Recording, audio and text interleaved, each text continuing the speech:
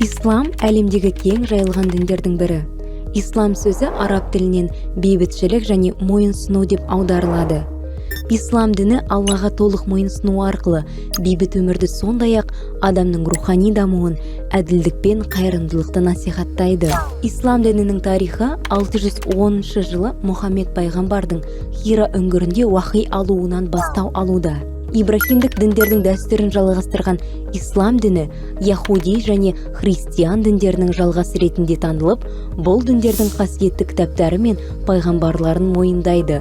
Алайда, мұсылмандар Мұхаммед пайғамбарға түскен уахи негізінде алдыңғы діндердің үкімі жойылғандығына сенуде. Ислам діні небәрі 50 жылдың шамасында ру тайпалық араб қоғамын бір мемлекет астына жинап, әлемдік күшке айналдыра алды.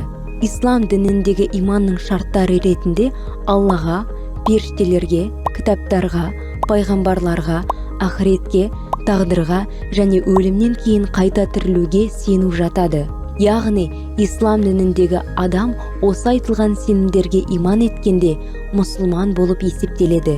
Исламның қасиетті кітабы Құран.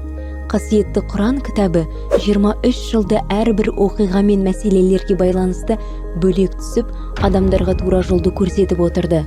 Мұсылман қауымы Құранды Алланың соңғы сөзі деп санайды.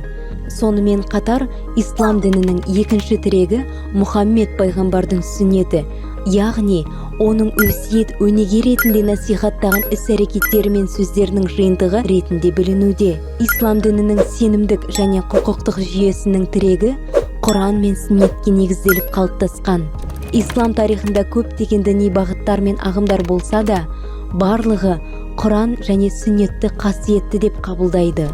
Ислам діні негізі 5 парыздан тұрады. Әрбір мұсылман адам ислам дінінің парыздарын орындауға міндеттеледі.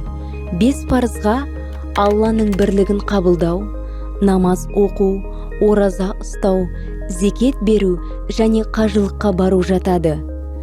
Бұл парыздар мұсылмандардың күнделікті өмірінің негізі.